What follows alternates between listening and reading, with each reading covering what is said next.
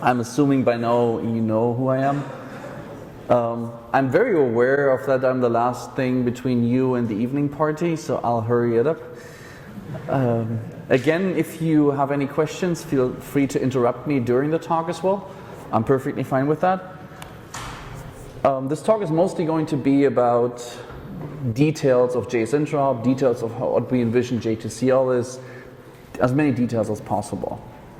So first, we're going to talk about JsInterop with all its different annotations and what they're meant for. So let's start off with the exporting part. Let me maybe say this about the Angular talk we've just seen. Having this kind of integration between Angular 2 and GWT is exactly what we want with JsInterop. It proves it works. Yes, that's a good point. It proves it works. And looking forward, there's always going to be a hype of a certain framework. It's going to stabilize, it's going to go away over time. But these basic things to be able to integrate, they will stay around, and these are the important details. The talk I'm about to give about all the details, it's not maybe interesting to all GWT developers because you may choose to use a higher level abstraction. But if you ever encounter a situation where you want to reuse some JavaScript, it's good to have a general understanding. If an abstraction blows up in your face, you want to have a general abstraction of what the compiler is doing. So this is maybe a good takeaway from this talk. Even if you say, I'm perfectly fine not wanting to have all the details. People that do Angular 2 integrations in GWT, they have to understand all the details. So let's kick off with exporting. So I could be having this Java class right here. It has two fields, x and y. It has a method that calculates the sum of the both. So as soon as I slap an @JS type annotation here, the compiler knows that this type should not be obfuscated. So it looks at the field x and says x has to stay exactly at the same name, y has to stay at the same name, the class has to keep its name foo within the package com.acme, and the method sum cannot change. In GWT, for this to actually happen, because this is kind of prone to optimizations, you actually need to pass -generate JsInterop. What's the flag named? -generate JsInterop exports. Otherwise, the compiler will still obfuscate them. So that's kind of a caveat you have to know in GWT. In Jackal, that's not the case anymore. So because we've put JS type on here, as soon as the compiler sees that type and exporting is on, it creates the namespaces here. So it literally creates an object in the page called com. In that subspace, you have an object called acme, and in there you have the class literal. So we can literally do new com acme foo. Just you would do with any normal JavaScript class. And then we can set x and y, because these are just simple properties, and we call the sum method and get back 42. Great. So we've just exported a Java class to JavaScript. So what about subclasses?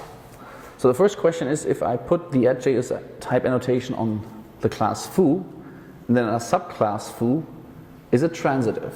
Is it inherited? And it's not. So let's go through that example. This is kind of important because otherwise this becomes like poison within your program, and soon everything within your program would be exported. So we want you to be explicit about JS types. So let's assume the type foo had a method called create foo subclass. And this is either returning a foo or the foo subclass. It doesn't really matter. And all it's doing is just newing that other class, that subclass. And again, we just have x and y, and we have the sum method, like we had before. So if we do new com acme foo class, is that going to work? Anybody who thinks it's going to work, hands up. Anybody who thinks it's not going to work? Okay, and like the other 80% are saying we don't know. Yes, exactly. So the foo subclass type does not have a JS type annotation. That means its constructor has not been preserved. So this will obviously fail for that exact same reason. Keep in mind, it's never transitive. But we can create an instance of the subclass by calling the static method on foo. So we call creates foo subclass. And now we actually have an instance of the subclass. So, and on that we can set x and y, and we can call the sum method, and we'll actually return 40. Why are these Oh, because it's adds, oh, sorry, the example adds 3, it actually overrides the method, so there's actually different logic behind that. So that all works fine. What happens if you call bar? Again, it fails just because bar has not been part of the public contract to JavaScript. If you were to have an @JS type annotation on the foo subclass, bar would be part of the public API. So let's look at interfaces and how they behave with @JS type. So let's assume we have a foo interface, and that foo interface can again create a subclass, basically an implementer of that interface, and it has a method sum. So first of all, I can just go do com.acme.fooInterface.call the static method that is part of the public contract and get an instance of a Java type implementing that interface. What happens if I call foo sub.sum? It works, right, because that's part of the interface, that's part of the published API, so we get back the 42 from the implementation. So what happens if I call bar? Again, same behavior, it breaks, right? This throws an exception. It might not throw an exception if you have a really, really big application though, because you might have obfuscated into that same name, but that's very, very rare. Okay, so we have a very thorough understanding of what JS type does now, right? It basically goes through every member of the class and makes sure that this is public API. And in a way you can think of JS property, JS method, and JS constructor of exactly being the exact same thing.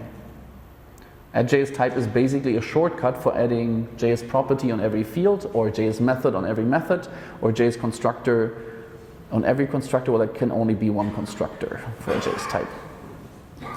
So this Java object right here has a JS property X, it has a constructor, and it has 2 methods. One of them annotated with @JS method. So because the constructor is annotated with @JS constructor, we can just call the constructor and that works. Can we call object.x? Yeah, that works because we have the @JS property on the X. Can we do object.action1? That works because we have the @JS method right there. Can we do object.y? No, exactly. There is no annotation for it. It gets obfuscated. And the same is true for action 2. So keep this in mind. Every time you see an @JS property, an @JS method, or an @JS constructor, it's just doing something to that one particular method, constructor, or field. Otherwise, you can think of in your mental model as being the exact same thing that JS type is. Yes? Can I have more than one constructor, but only one annotated, or just one for everything? Can you have, the question was, can you have more than one constructor? So, yes and no. I'm not entirely sure. I would need to look it up. So first of all, I think the restriction is because, so where's this restriction coming from? We've not invented this restriction. Let me first, before I answer the constructor question, answer something I'm very sure about. If you have 2 methods that have the same name, let's say I had like action1 here taking a string and had like action2 taking an object. These in JavaScript would collide into the same method, right? So there would be no runtime dispatch between them. So this is why we made this a non-compile error. So you have multiple options then. You can say, you can put @JSIgnore on one of them, and then we'll just rename it and everything works. You can put @JS method on one of them and rename them. You can say, I don't want it to be action1, I want it to be action1_object. And so you're in control of that naming. So coming back to the constructor has that exact same problem. You're writing new foo in JavaScript, so there can only be one constructor, but you can blank out the other constructor with @JSIgnore. I'm 95% sure that you can only have one constructor. There might be a weird edge case I'm not taking into account. I think the general answer is no, there's only one constructor. Yeah, I know what I'm thinking about. Let's talk about constructor in a minute when we come to native objects, because there can be multiple constructors. For exported objects, no. There can only be one visible constructor to JavaScript, and the others have to be put away.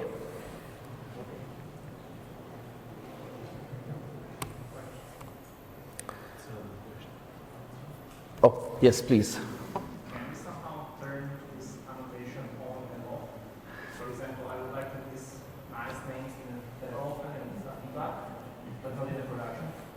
Well, the flag for that is -generate JsInterop exports. Well, if you're saying you want nice names during production, I think the flag you really want is -style pretty, because that outputs everything pretty. I think that's the more appropriate flag to use, I guess.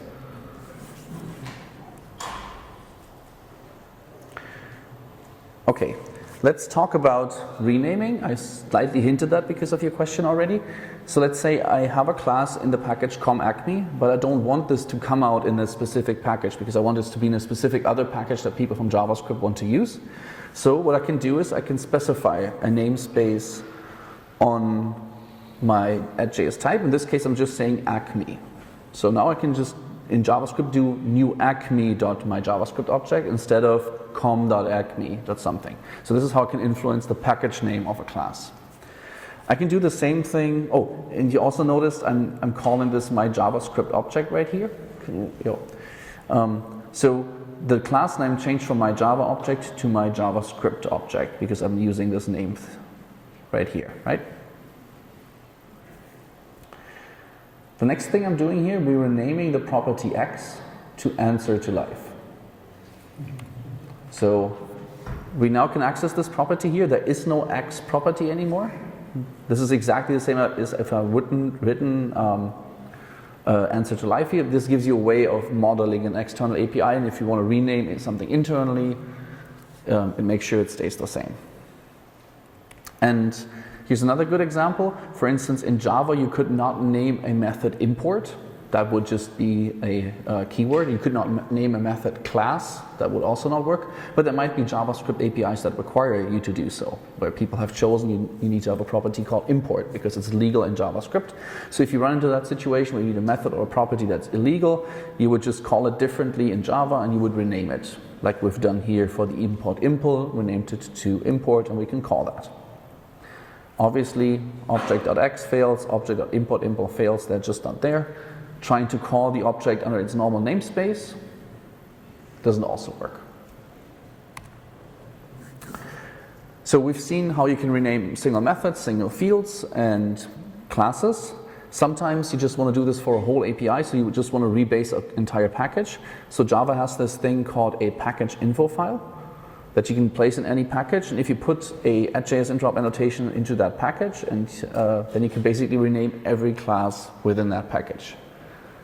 And off the top of my head, I don't know if you do renaming within the classes as well, wins. I think the most specific one wins for that particular class, but I'm not entirely sure. But let's say you want to expose a namespace called Angular3, that's how you would do it, right? So this is all about exporting and making sure your objects look good to JavaScript. Let's talk about the other way. You have an API in JavaScript that you want to consume. So I'm making something up here. I'm saying we have a com object in the global page, and that has an acme property, so we're turning it around now. And I'm saying com.acme.foo is a function that sets this.x to 40 and this.y to 20. Basically, it's a primitive ES3 class, right? And then we add a sum method on the prototype that sums up these two. So if we want to consume that type in Java, we can define a JS type, and the main difference here is note the isNative equals true, which tells the compiler don't emit code for this. This is just something that is present within the page. So every time you emit a call to this, actually emit a call to this symbol that is already in the page. If it's not there, because you have not included that other library, it will just blow up at runtime. There's no safety there. So the main difference is native true means no code, symbol is already there. Leaving out the native means export this class. That's the very important thing to understand. And then I can say this thing has a field called x, this has a field called y, and it has a method called sum. And then I can actually do this in Java. I can say new foo, and this will actually do, when you think about the JavaScript, new com.acme.foo, brackets. And you can call all the methods, and it works just fine. Any questions about that?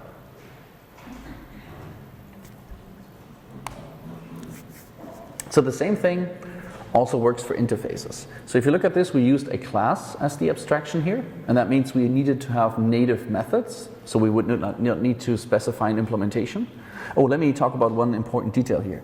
This is why I have been telling you guys so clearly, do not use JSON, because basically using JSON here would be ambiguous. Let's say the native method here would also have a JSON method body. What is the compiler supposed to do? Should it be emitting a call to the sum method, or should it be using the code you specified? So this is why we made this a compile error. You cannot have JSON within a JS type. The compiler will blow up and let you know that this does not work. If you really need this, you can have another class, put the code there and just call it with an overlay, but I get to that in a second.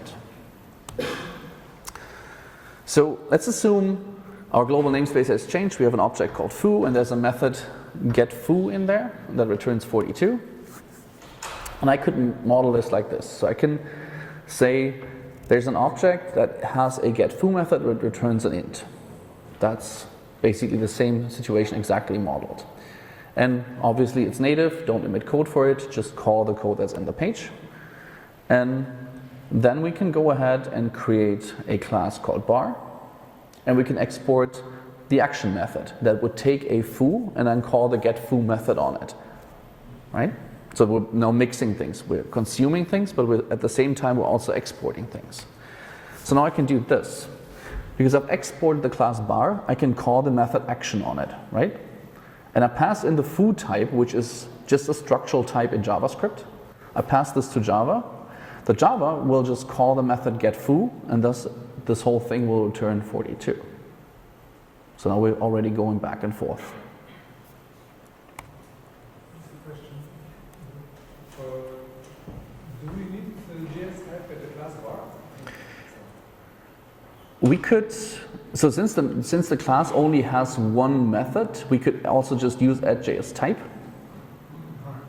But in this case, using @JSType and just putting @JS method on the method is actually exactly the same thing, because it only has this one method.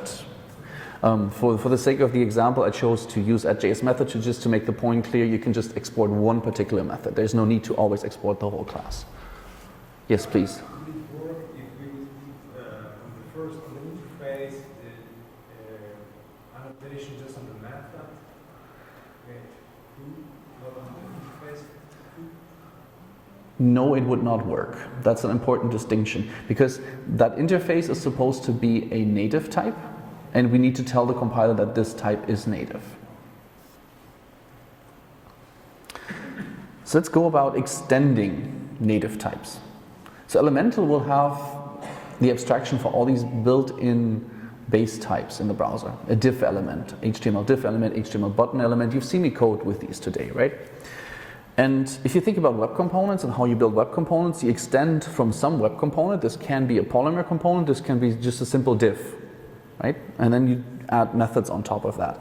So Elemental will come with types like this. There's obviously a whole lot of left out, and there's actually an inheritance chain and so on and so forth, but this is just for the sake of the example. And we could say every HTML element has an ID and has a method called setAttribute, right? So if I want to do some fancy component, I can just say custom element extends HTML element.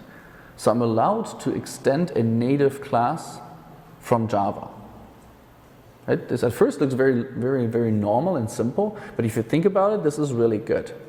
Because that means we can mimic the behavior of existing built-in types, we can mimic the behavior of existing APIs, where we just say, well, just subclass this thing, which in JavaScript means I'm chaining my prototype. I'm adding my prototype chain. I'm adding this type to my prototype chain. So let's say in Angular I need to pass in a specific type. This is how you can do it by just extending a native class that subclasses that specific type. Or if you want to implement a Polymer element, this is how you do it. Okay, we talked about classes, we talked about methods, we talked about properties. That's all very clear. But sometimes an API needs to take a function. Just think about like set timeout. It takes a function and the interval when you're supposed to be called, right?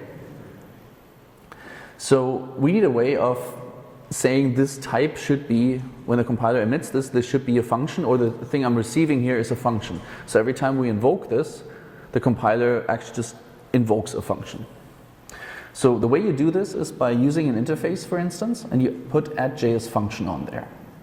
For it to be an add.js function, it needs to be an interface that only has one method. So it's very simple, similar to the functional interface that we get with Java 8, that you can implement with a Lambda that can only have one method. So the compiler knows what the Lambda is for. So that's exactly the same limitation for that exact reason. So in that case, so if this interface had two methods, the compiler will blow up and tell you, no, if you had an add.js function, you can only have one method. And then we could do something like this. We can define a JS type that has a method that takes this foo function, or this interface from the Java, from the Java side, and it just calls foo.exec. And notice when you look at this piece of code here, this is calling the Java interface. This is at least what it looks like. When you're actually looking at what the compiler emits, it just says foo brackets and calls it. And we can also create an implementation of that interface within Java. So look at this piece of code.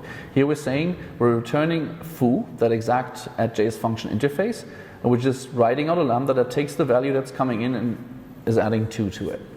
So that also works. So when we do this here, we call action1 with x plus 2 as the function. You can see because the Java code calls that exact function that we passed in here with 40 as the value, we add 2 and we return it here. We actually return 42 from that method. If I call action2 and I get the reference back and I call it with 40, that's exactly just the syntax for calling a function. That also works. So lambdas can be implementing add.js function interfaces, and you can pass them into JavaScript and they behave like functions.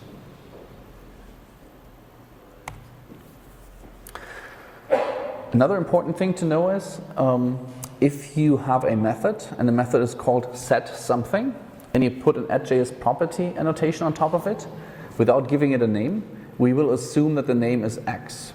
So if you want to use interfaces in some cases and you only can define methods, you can rename certain methods to be properties. So in that specific case, I could actually leave the X out and we would just assume that this was supposed to be lowercase x. Or the same thing for the getter, we can see this is just meant to be .x when the compiler compiles it. So if we're talking about native types, they're basically there for adding interfaces for native types that are somewhere in the page, right? But sometimes we have things that are useful only from a Java perspective. For instance, if I have like a really cool fancy widget and it has like an isVisible method and a setVisible method, and people use this a lot from Java, I might want to add a method toggle that is just nothing else than saying, well, I'm just flipping the visibility of this widget. And note how I made this thing final here and I put an add.js overlay method on it. And that means this is very similar to JavaScript object in the GWT compiler. This means that this method does not actually exist on the original object. It's just a method that's just a little bit of code that looks like it's on that class, but it's actually a static dispatch. That's why it needs to be final, because you can't actually override it on the prototype chain. That means you can actually add functionality to types you're extending from the native side. You just add JS overlay to them. If there's a certain helper method that you need, this is the way to do it. So it's important to take away that we can do almost any JavaScript pattern with these very simple things, right? We talked about add.js. We talked about add.js type, and we talked about add.js type is native, and the main two differences. One is about exporting, the other one is about consuming. We can do renaming, we can make sure we end in the same exact package. All these things do work. But there's a couple of things I cannot model with JsInterop. For instance, if I want to access an object at the index 25. I do not have a chance to do that right now with JsInterop. Or if I want to say I want to access this object at the, at a string property. that is determined at runtime. So it's not this dot x, it's this dot something, or this bracket something. And for that we have a project called JsInterop base, which contains these base class helpers, and they're written in a way where they work with GWT and they also work with J2CL. So in GWT they use JSON to achieve the couple of things that you cannot do in JsInterop without JSON. And for J2CL they use another pattern that works differently but causes the same code to run. This obviously needs to be open source alongside Elemental, because Elemental depends on these types to do some of its work. And that's something we want you to use. So do that mental check when you're using JsInterop. Never write JSON, never use JavaScript object. If you're running into something where you need to do low-level operations, use the JsInterop base project, which is going to be roughly 4 to 6 classes. There's not much more that you need. The rest can be done just with pure JsInterop. So again, remove JSON from your projects. And sometimes this can be really, really simple. Let's say you want to use something like math.max in your project. You would have done that in the past by defining a native method and then basically repeated yourself in the method saying return math.max x.y. Right? That's not a lot of fun. So instead what you do is you just declare that method native. Well, it's already been native, but you remove the actual code. And you say at JS method namespace equals math. Because the method is named max, the compiler will output math.max when it calls that method. And it just works fine. These two are exactly the same thing. Okay, in the past you would have used JavaScript object to modulate certain APIs. So let's take a JavaScript object and convert that into a JsInterop object. So this JavaScript object is this class foo extended from JavaScript object. It had two methods, the conference method that would just call this.conference, and the hello method that would just do hello plus whatever conference had returned. So this native method before is very simply convertible. You just basically remove the code and you're done, right? You have the annotation here, is native equals true. I'm going to talk about that in a second. And you say namespace global. Let's talk about these in a second. Let's first look at the methods. So we do the conference, we convert that over. Dispatching of that is very clear, this.conference, right? Then you have this extra method here that actually only has Java code.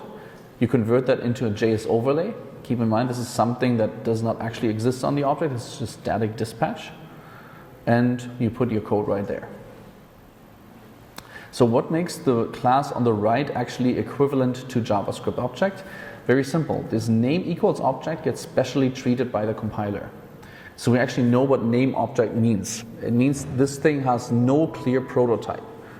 It basically only inherits from the built-in object in the browser. If you do a literal, that would be exactly equivalent. So this combination of name equals object and namespace global means the cast check for this is type of object.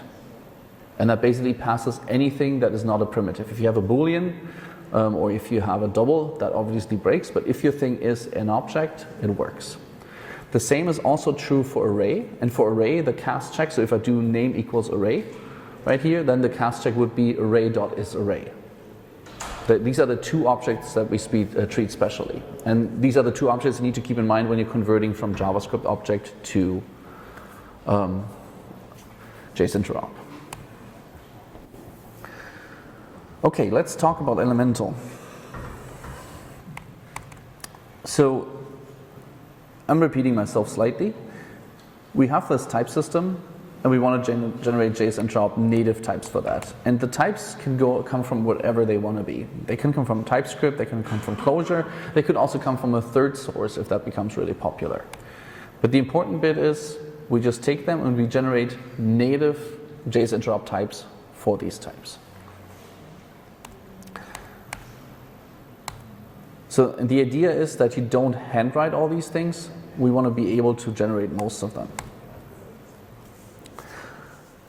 I think we looked at that example today. So this is how a simple application could look like. And let me quickly highlight the only reason this does not use an entry point in GWT is because it also is supposed to work in J2CL, and J2CL does not know what an entry point is. So in J2CL from JavaScript, we simply do simple app.main and call that thing. And it just works. And we would call that same thing from an entry point in GWT, for the sake of an example. So you can see we have a window object model with add event listener, we have HTML button, and all these base types are going to be there. So how do you code with Elemental and JsInterop in the long run? So let's first take a step back and say any Java to JavaScript compiler has to maintain a certain set of compatibility, right? Obviously, a Java to JavaScript compiler has to support Java, otherwise it's not a Java to JavaScript compiler anymore. And it has to have the same language features and it has to have the same runtime features. And when I'm talking about runtime features, I mean like the standard Java runtime classes, like Java util array list. They need to be there and they need to work and they need to work exactly the same way, otherwise it's not Java. But there's a certain set of GWT specific APIs that don't need to be there. So for every GWT API, you kind of have to ask the question, is this a good API in 2016? Do I want to carry this API forward, or are there already better alternatives? And that's the exact question we've been asking ourselves. To make this really clear, when you think about the common part between two compilers, you get Java, you get the JRE, you get JsInterop, and you get Elemental2.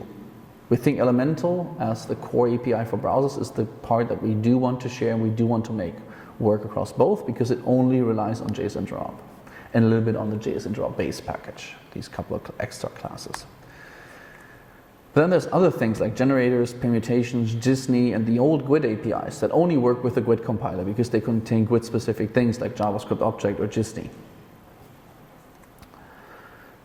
And then there are things you can only do with a new transpiler, like readable JavaScript that transpiles on a per class basis, where you can do these cool examples like you can do in TypeScript. You start typing and your code changes and you can exactly see what the outcome of the JavaScript is. We can do that with J2CL, but we could not do this with GWT because we always would need to output the whole word. And these seamless integrations with JavaScript, that's not something we can do in GWT because it wants to output the whole word again. You can't output into modules and all that kind of other stuff. And obviously, if you output the whole word, you're slower in terms of compile time. And because we've tweaked Clojure compiler to understand our type system, we're really good in terms of optimizing together with other JavaScript. And if you think about GWT, it's been doing many, many things that normally a web framework should not be in the business of doing. The reason it's doing all these things is because it's been so old. Like if you think about code generation, when GWT started, there was no code generation in Java. There was no Java annotation processors. GWT started with Java 1.3. So this is a really long time ago. And for that reason, we built generators into the compiler. But if you take a step back in 2016, that does not make any sense anymore. You want code generation to happen before you compile and not within your compile. And the same thing is true for permutations.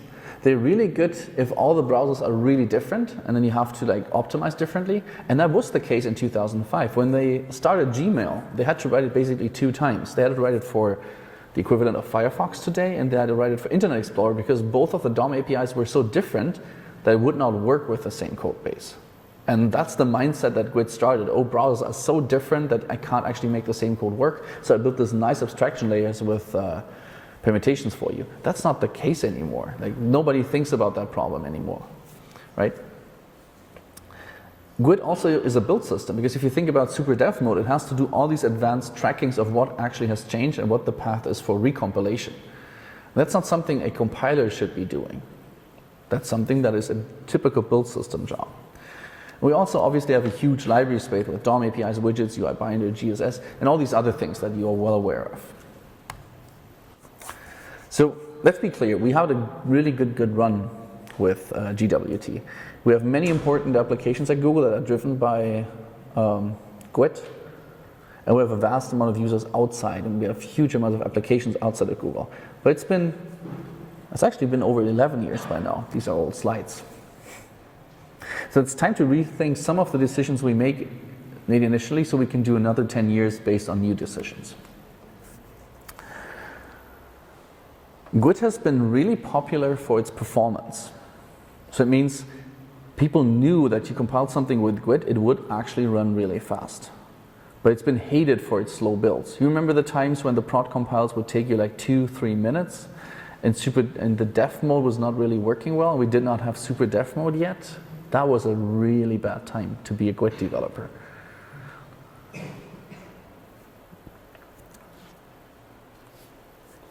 So you don't want to be doing something like this anymore. This is basically taking out of the GWT SDK for the history class. And in the history class, you say something like, okay, if the browser is IE8, swap out the history impl class with the history impl IE8 version. And if there's some other things, you come up with all these rules, right? And then you build different permutations and you actually swap out these classes to do something different. And the way you invoke this as a user is by saying gwt.create history impl, and then you get back the correct implementation for that permutation. There's still some value, There's still some value sometimes in making sure that you can actually swap out implementations. But there is no need for a special gwt to create call to do so. So how would you do this in a modern application? Well, we added system get property, and I talked about this in the morning. So the way to do this would be you do system get property user agent, and then you say if the string I got back there equals IE8, I return the IE8 implementation, and otherwise I return the normal implementation. And then a compiler, through constant propagation and inlining, will take care of that only one of these, if you actually compile with permutation, survives.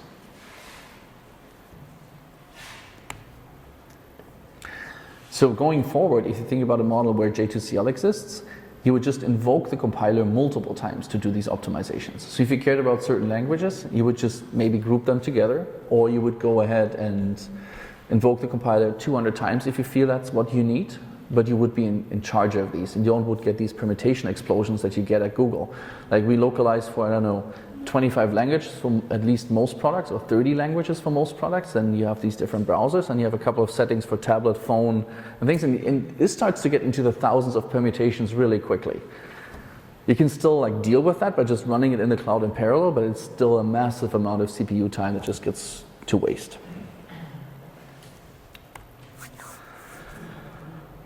So generating code, I said this before, no more generators. They have a couple of really bad decisions in their API.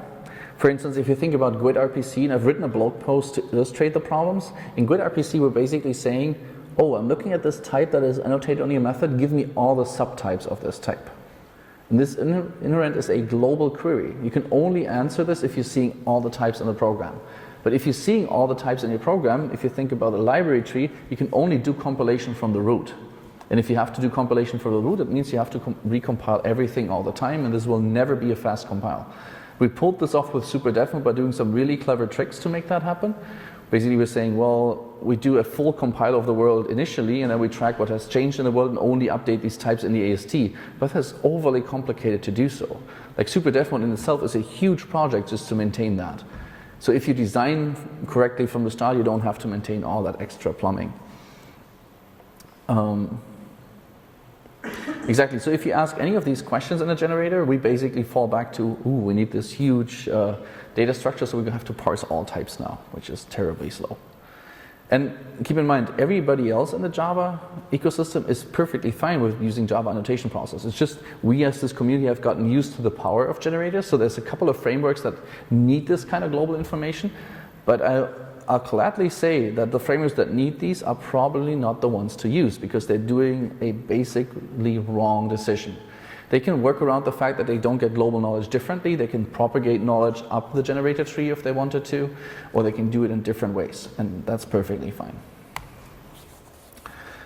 So really quickly, for the people in the room that are interested in Java annotation processors, so they started in Java 5, they were standardized in Java 7. They're run basically within the Java C compiler, and you get a very limited view onto the AST. So you can see like what classes are there, that have been annotated with an annotation. You can ask what methods do they have, what are their super types. You could never ask what are their subtypes, because you cannot get that information correctly. You could do things, what are their fields, and a simple introspection. You could not get to the level of what is the code within their methods. That is not possible in a Java annotation processor. If you're real nasty though, you can cast to the actual underlying AST and you can go in there. But again, you should ask yourself why you're doing that. Maybe there's another tool that actually fits your purpose better. I kind of feel that the APT API is slightly clunky when you compare it to the generator APT, like API. In the generator, you could just say, give me your subclasses, give me your giving you superclasses. Here you have to do a little bit of work, but there's a project called Google Auto, which is actually used from auto value and Dagger, and it makes these kinds of things much, much nicer. So if you go getting into APTs, there's a couple of good blog posts you can find online that kind of give you the right mindset, and then with these helper tools, it's actually pretty okay to write code for them. Just to give you an idea, so type element in an APT is basically the equivalent of a class definition. So if you think of list T, you could say give me all the methods of list T. A declare type is the concrete usage of that thing. So list of string, where you actually could see the generic. That's the main difference. A field would be a variable element. A method would be an executable element, and it would have like parameters. And then there's this thing called the processing environment, where you can write files, or you can compare types, or you can load certain types by name that you know have to be in the compilation. And then Google Auto brings along like more elements and more types, similar to Guava, where you get like useful methods to deal with type mirrors and elements. There's also something hidden in Google Auto called compile testing, so you can actually basically run the Java C compiler within your unit test. It takes like a second, 2 extra, but you can actually write unit tests for your Java annotation processor, and that's really, really useful. They're completely debuggable. Basically, it's only like a JUnit add rule that you place within your JUnit test, and it just works perfectly. This cost me so much headache in how you build up the environment correctly for a unit test, and that just does it. It's really great. To give you an idea, how would you get all the public methods of an element? You would say element get enclosed elements. This would be everything that it's enclosing. Then you do an elements filter, methods in. So now we're back to the methods. So this fluent iterable in Guava would now contain all the methods. Then we filter by the modifier. In this case, we only want public methods. And then we say we filter by the not static ones. And then you call to list, and now you have a list of all the methods. And these methods are actually guaranteed to be in definition order. So in the way they appear in the source file, if that makes a difference. Same for fields. Superclass works the same way. You can say child class element gets superclass. You get a type back, and you can call this as a type element. Oh. Let's walk through a simple generator today, and how we could replace that generator in the GWT SDK with a Java annotation processor. So the I18N generator basically consumes property files with the translations, and it outputs different implementations of an interface within your compile, right? And then it basically leaves dead stripping to the compiler. But we can do the dead stripping by just using system.getProperty instead, and just generate one class that has all the implementation. And then we have just a factory method that we generated instead of the GWT create call. So let's go into the details. So right now this kind of looks like this. People do like public interface my translation, extends messages, and you add like methods on there. And these methods basically correspond to an entry in your properties file. So you would say like hello equals hello, or hello equals guten Tag.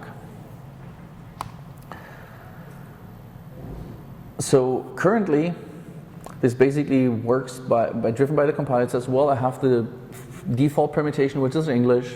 Please, can you emit code for English? And then the generator goes and starts searching for these files. He doesn't find a specific one for English, so he takes the default one. And then eventually we arrive at the German permutation, and it takes a look at these files and says, oh, there's a one with _.de, so I'll take that one instead.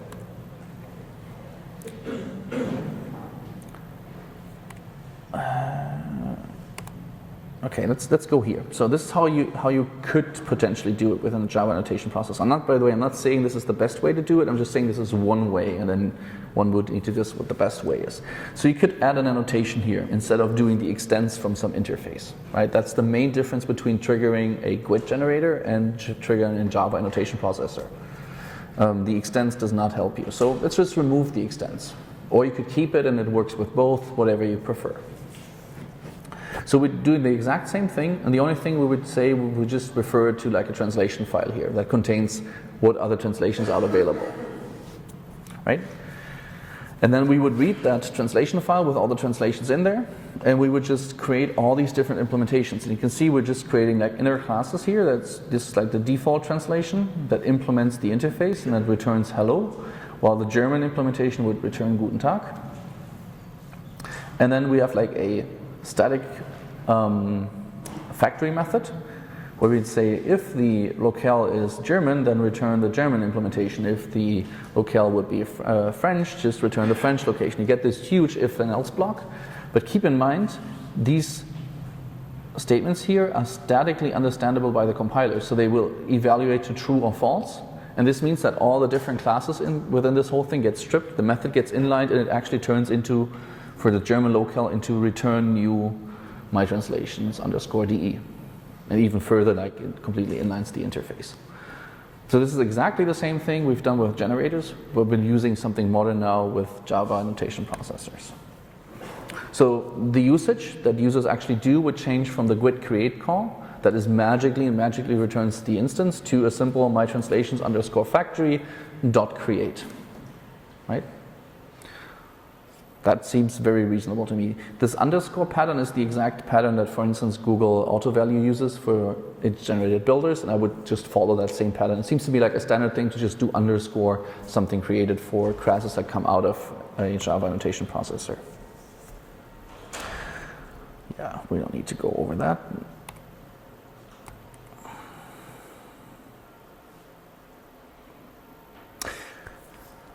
So GWT has been around for 10 years. Some of the decisions we've made 10 years ago are not the best decisions today anymore. So if you choose to port things forward because you think you need them, don't just port them forward to be compatible and don't rethink these solutions. Make sure they're actually good choices. This is why we're not bluntly saying, oh, let's take all of GWT userland and just make it compatible with J2CL, because some of the parts aren't good. They were good 10 years ago, but they haven't kept up. They haven't changed, right? So that's why we're actively saying, let's take a look at the GWT user SDK and make sure that only the parts survive that are actually worth surviving.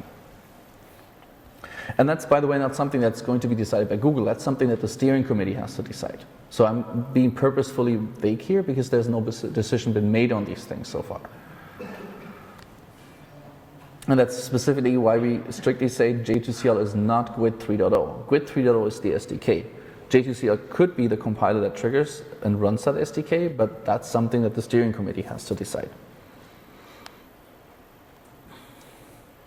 Keep in mind, we want to end up at a better place. We want to provide the best SDK with the best tools, smallest, best runtime, and so on and so forth. And only going to do this if we had good library spaces as well. So, what did I talk about? I talked about JsInterop and hopefully lots of details. There's a good summary document, which I should have put the link on the slides, but I just remembered that I should talk about this. So there's a good summary document that actually goes into even more detail. So if you're somebody who wants to port a certain library over, or if you actually want to integrate or debug these things, this is a document you should definitely read. It's probably going to take you like an hour or two to go through there, but that's something you want to do. I'll tweet a link later when I think about this.